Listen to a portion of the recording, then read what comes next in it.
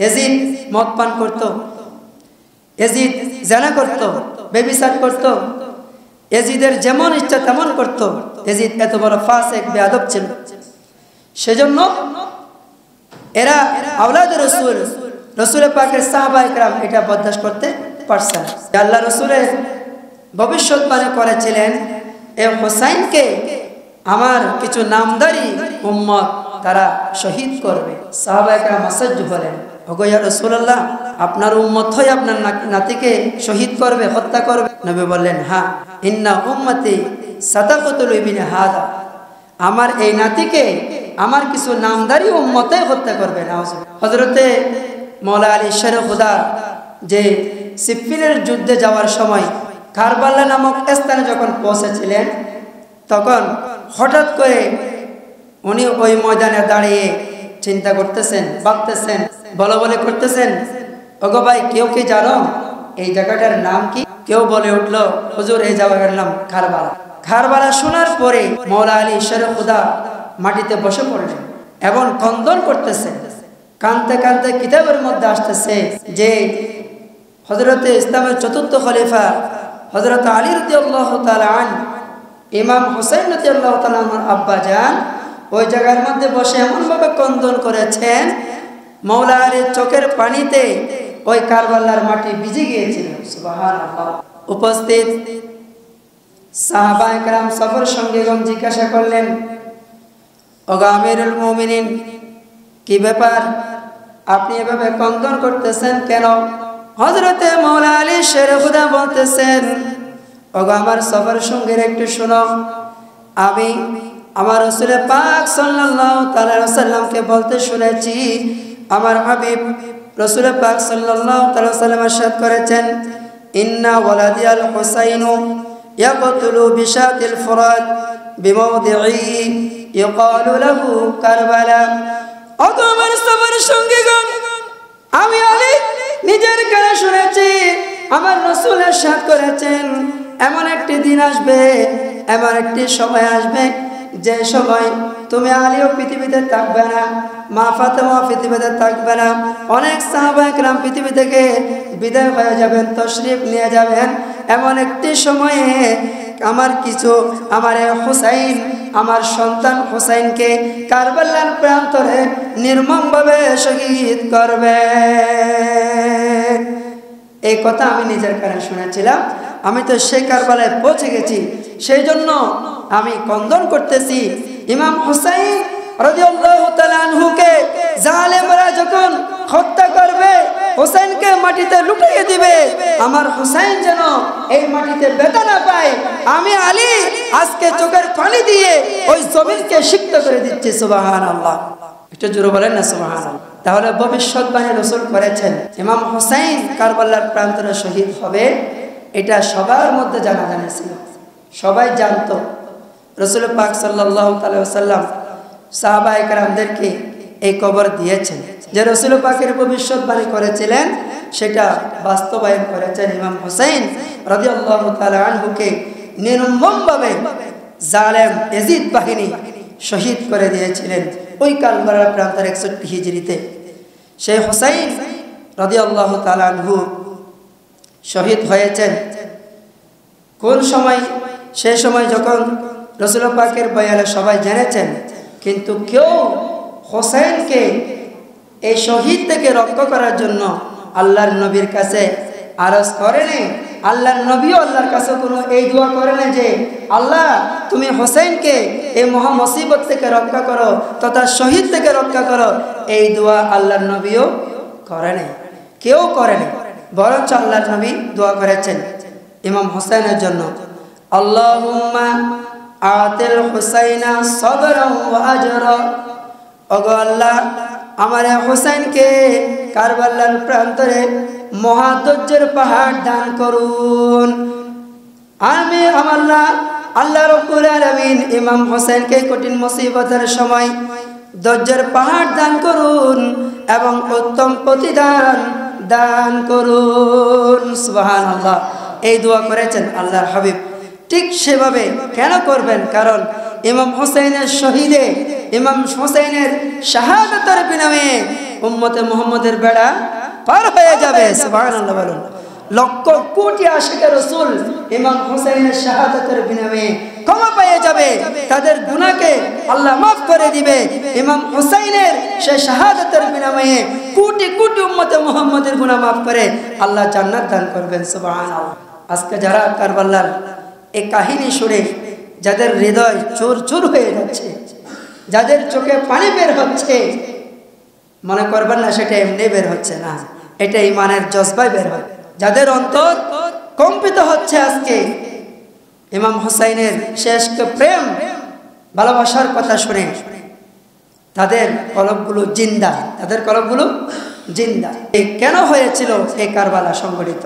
হযরতে আমিরে মুআবিয়া রাদিয়াল্লাহু তাআলা, যিনি ইয়াজিদের পিতা, হযরতে আমিরে মুআবিয়া রাদিয়াল্লাহু তাআলা, যিনি কাতাবে ওহীর ছিলেন, রাসূল পাকের একজন জলিল কদর সাহাবী, যিনি কাতাবে ওহী ছিলেন।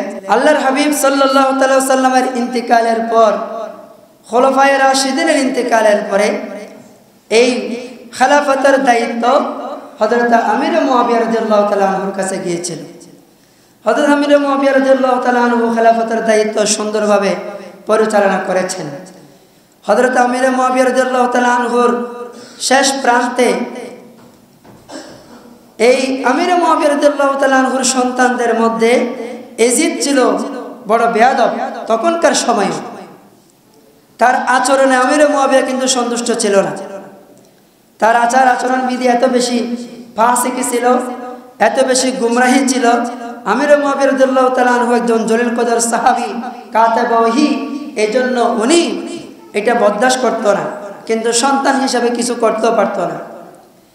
এইদিকে হযরত আমির মুআবিয়া রাদিয়াল্লাহু তাআলা আনহু ইন্তিকালের পর ইয়াজিদ জোরপূর্বক ক্ষমতা দখল করে নিয়েছে, জোরপূর্বক ক্ষমতা দখল করে নিয়েছে।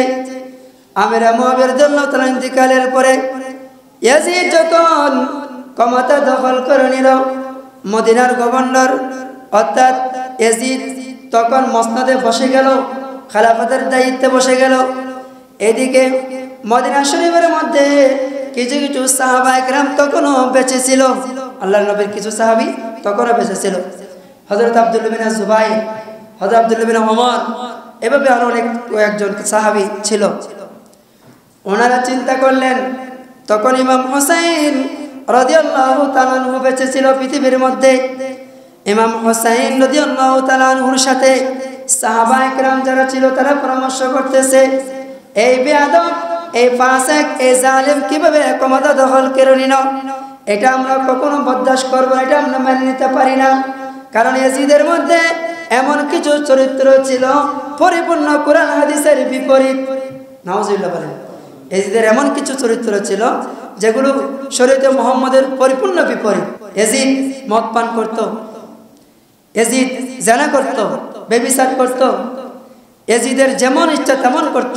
ইয়াজিদ এত বড় ফাসিক বেয়াদব ছিল। সেজন্য এরা আওলাদ রাসূল, রাসূল পাকের সাহাবায়ে কেরাম এটা বরদাস্ত করতে পারছে না। তখন অনেক সাহাবী মদিনা থেকে মক্কায় চলে গেলেন। কোথায়? মদিনা থেকে মক্কায় চলে গিয়েছেন। তখন ইমাম হোসেন রাদিয়াল্লাহু তাআলা আনহু চিন্তা করলেন যে আমি হোসেন যদি এখানে থাকি, ইয়াজিদ তো আমার সমর্থন দাবি করবেই, যেহেতু সে মসনদে বসে গেছে। তখনকার মদিনার গভর্নর যিনি ছিল, ওনাকে বলা হয়েছে হোসেনকে, হোসেনের বায়াত তলব করেছে, হোসেন যেন ইয়াজিদের হাতে বায়াত হয়। তখন ইমাম হোসেন রাদিয়াল্লাহু তাআলা আনহু চিন্তা করলেন, আমি কখনো আমার প্রাণ থাকতে ইয়াজিদকে সমর্থন করতে পারি না। কারণ ইয়াজিদের ব্যাপারে সবার কাছে জানা আছে সে কত বড় বেয়াদব, কত বড় জালেম। তার চরিত্র, এরকম চরিত্রহীন ব্যক্তিকে আমি কোনোদিন সমর্থন করতে পারি না। কিন্তু ইয়াজিদ বাধ্য করবে আমাকে তার কাছে বায়াত গ্রহণ করার জন্য। আমি যখন এটাকে করব না, তখন একটা ঝগড়া হয়ে যাবে, বিবাদ সৃষ্টি হবে। আমি চাই না আমি হোসেনের জন্য এই মদিনা শরীফ, যেখানে আমার নানা জান শুয়ে আছেন, এই পবিত্র মদিনাতুল মুনাওয়ারা অপবিত্র হোক, এটা আমি হোসেন বরদাস্ত করতে পারি না। তখন ইমাম হোসেন চল্লা পরামর্শ করলেন পরিবারদেরকে নিয়ে, পরিবার পরিজনের সাথে পরামর্শ করতেছেন, সাহাবা একরামদেরকে নিয়ে পরামর্শ করতেছেন। সবাই সিদ্ধান্ত নিল। ইমাম হোসেন বলতেছে, আমি যদি এই জায়গায় থাকি, মদিনা শরীফের অপবিত্রতা এটা আমি হোসেনের দ্বারা সম্ভব হবে না, বরঞ্চ তার চেয়ে আমি মদিনা ত্যাগ করে মক্কায় চলে যাব। সুবহানাল্লাহ। দেখেন আওলাদ রাসূলের আদর্শ।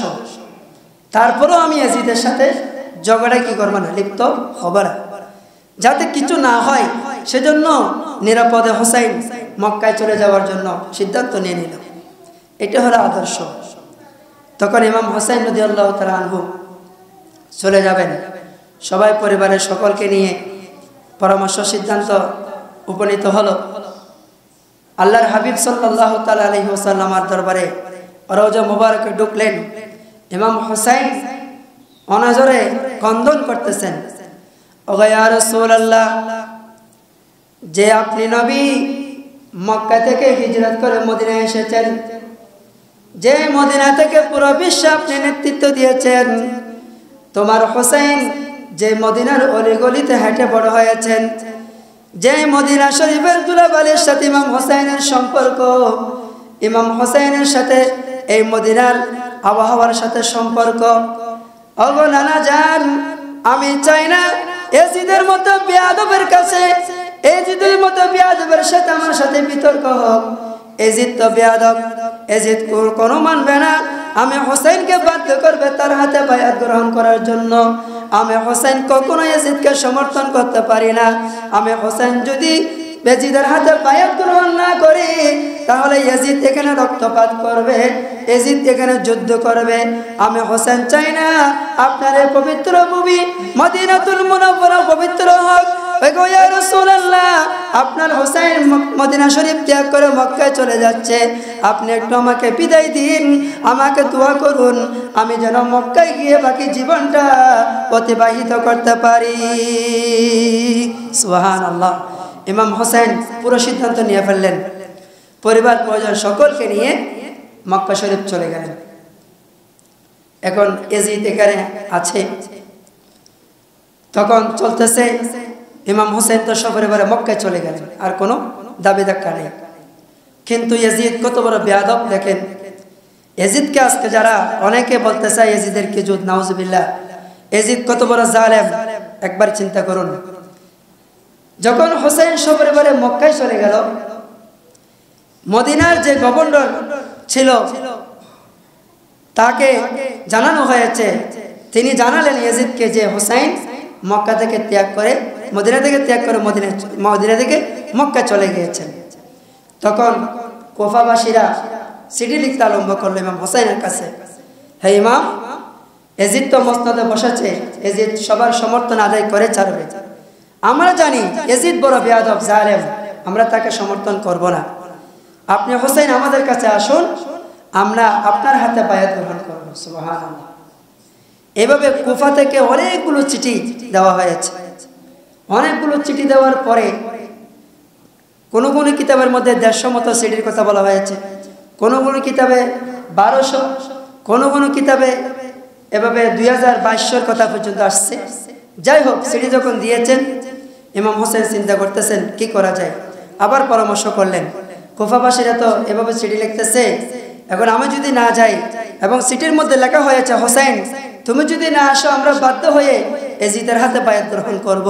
কাল কিয়ামতের ময়দানে যদি তোমার নানা জান বলে আমার হোসেন পৃথিবীতে থাকতে তোমরা এরকম বেয়াদব ইয়াজিদের হাতে কেন বায়াত গ্রহণ করলা, আমরা সরাসরি তোমার নানা জানকে বলবো হোসেনের কাছে অনেক চিঠি দিয়েছিলাম, হোসেন না আসার কারণে আমরা বাধ্য হয়ে ইয়াজিদকে সমর্থন করেছি, আমরা এটা কিয়ামতের দিন বলে দেব। হোসেন চিন্তা করলেন, আমি হোসেন যদি না যাই, ইয়াজিদের হাতে সব মুসলমান বায়াত হয়ে যাবে, কাল কিয়ামতের ময়দানে নানা জানের সামনে আমি কিভাবে দাঁড়াবো, আল্লাহর কাঠ করে আমি কিভাবে দাঁড়াবো। কারণ আমি হোসেন যদি না যাই, তারা যদি ইয়াজিদের হাতে বায়াত গ্রহণ করে ফেলে, এই ধর্ম ইসলাম ছত্রভঙ্গ হয়ে যাবে। যে ইয়াজিদ নিজের মতামতে ধর্ম চালাচ্ছে, শরীয়তে মুহাম্মদীকে পরিবর্তন করে দিয়েছে, শরীয়তে মুহাম্মদের রদবদল করে নিজের ইচ্ছা মতো শরীয়ত কায়েম করেছে। তার শরীয়তের মধ্যে মদ পান করা জায়েজ করে দিয়েছে, নর্তকী নিয়ে নাচানো জায়েজ করে দিয়েছে, বেহায়াপনা জায়েজ করে দিয়েছে, জানা ব্যভিচার জায়েজ করে দিয়েছে। যত প্রকার ইসলামের মধ্যে হারাম বিষয় ছিল এগুলো সবগুলোকে সে জায়েজ ঘোষণা করে দিয়েছে। নাউজুবিল্লাহ মিন যালিক। এই কথা যদি কিয়ামতের ময়দানে আমি হোসেনকে জিজ্ঞাসা করে আমার নানা জান, আমি কি উত্তর দিব? এই কথা চিন্তা করে ভাবলেন, ঠিক আছে, আমি প্রাথমিকভাবে আমি না গেল, আমি তোমাদের কাছে আমার একজন প্রতিনিধি পাঠাবো। তখন মনস্থ করলেন ইমাম হোসেন, যে হোসেনের চাচাতো ভাই হযরত মুসলিম বিন আকিল রাদিয়াল্লাহু তাআলা ওনাকে কুফার জমিনে প্রতিনিধি দিয়ে পাঠাবেন। এই চিন্তা সিদ্ধান্ত হয়ে গেল। ইমাম হোসেন রাদিয়াল্লাহু তাআলা আনহু মুসলিম বিন আকিলকে কুফার জমিনে ইমাম হোসেনের প্রতিনিধি করে পাঠিয়ে দিলেন।